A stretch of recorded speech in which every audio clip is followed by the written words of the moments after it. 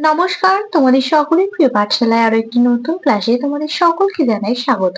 আজকে আমি তোমাদের সাথে আলোচনা করব দ্বিতীয় শ্রেণীর আমার বই প্রথম পর্বের 65 নম্বর পৃষ্ঠা থেকে। আগের ক্লাসেই আমি তোমাদের 64 নম্বর পৃষ্ঠা পর্যন্ত আলোচনা করিয়ে দিয়েছি। এখনো পর্যন্ত যারা সেই ক্লাসগুলি করনি তারা অবশ্যই গিয়ে সেই ক্লাসগুলি করে নিও এবং আমাকে অবশ্যই কমেন্টে জানিও আমার ক্লাসগুলো তোমাদের কেমন লাগছে।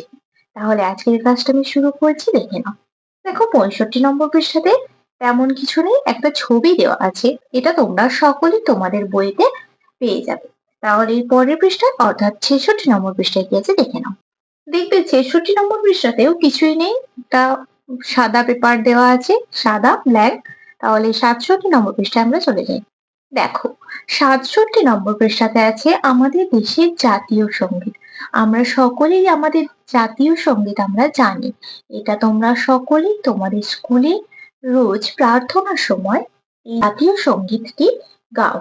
তাহলে এই জাতীয় সঙ্গীত আমাদের জনগণ মন অধিনায়ক, এটা কে লিখেছেন জানো তোমরা? এটা আশা করছি তোমরা সকলেই জানো।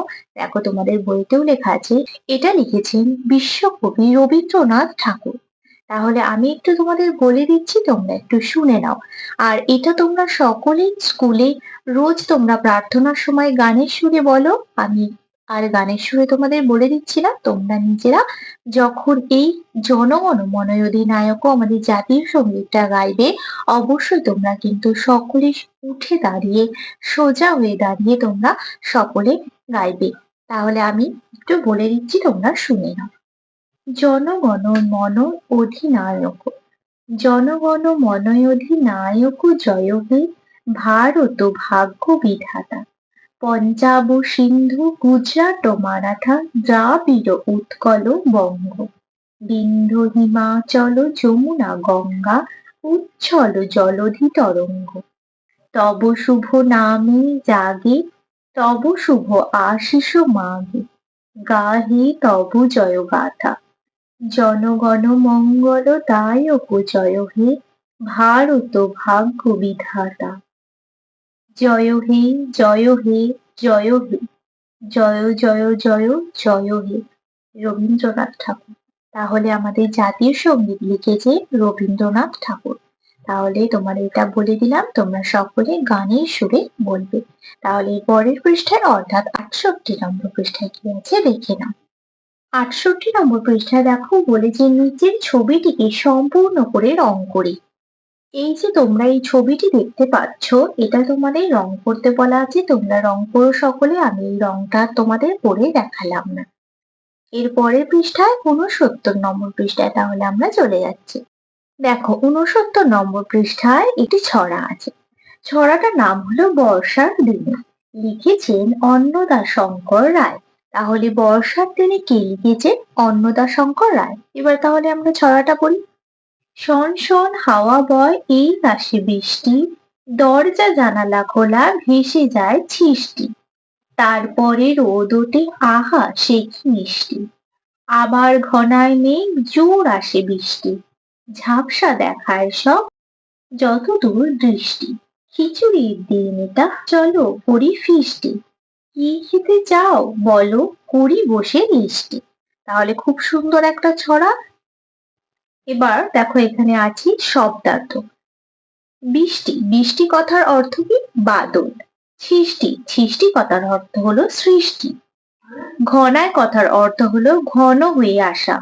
ঝাপসা কথার অর্থ হলো অস্পষ্ট। দৃষ্টি কথার অর্থ হলো দেখা। ফিষ্টি কথার অর্থ হলো বনভোজন। আর লিস্টি কথার অর্থ হলো তালিকা। তাহলে এই শব্দার্থগুলো তোমরা একটু বাড়িতে পড়বে ভালোভাবে এবং পড়ে তোমরা খাতায় লিখবে। তারপর দেখো বলছে হাতে কলমে 3টে প্রশ্ন দেওয়া আছে। কি প্রশ্নগুলি দেখে নাও। শন শন হাওয়া বয়। শন শন বললেই আমরা হাওয়ার আওয়াজকে বুঝি। এমনই টুপটাপ আর খিলখিল এই শব্দ দুটি কিসের আওয়াজ বোঝাতে ব্যবহৃত হয়? তাহলে টুপটাপ এটা বোঝাতে বৃষ্টির আওয়াজ ব্যবহৃত হয়। তাহলে এখানে লিখে দেব টুপটাপ, টুপটাপ বৃষ্টির আওয়াজ।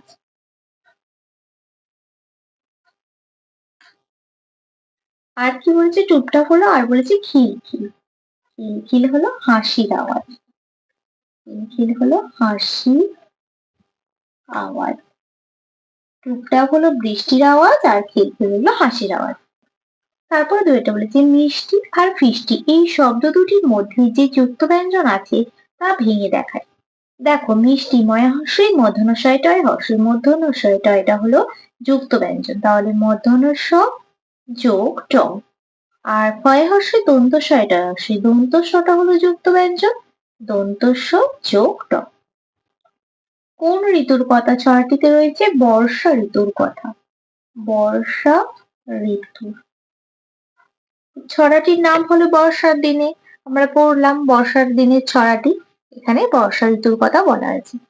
তাহলে তোমাদের আজকের ক্লাসটা আমি এখানেই শেষ করছি। খুব তাড়াতাড়ি আরো একটি নতুন ক্লাস নিয়ে হাজির হবো তোমাদের সামনে। যদি তোমাদের আজকের ক্লাসটি ভালো লেগে থাকে তাহলে অবশ্যই লাইক করে দিও, আর যারা এখনো পর্যন্ত আমার চ্যানেলটিকে সাবস্ক্রাইব করোনি তারা অবশ্যই সাবস্ক্রাইব করে পাশে থাকা বেল আইকনটি প্রেস করে দিও, যাতে সকল ভিডিও আপলোড হওয়ার সাথে সাথে তোমাদের কাছে তার নোটিফিকেশন পৌঁছে যায়। সকলে সুস্থ থাকবে, সাথে থাকবে। সকলকে অসংখ্য ধন্যবাদ।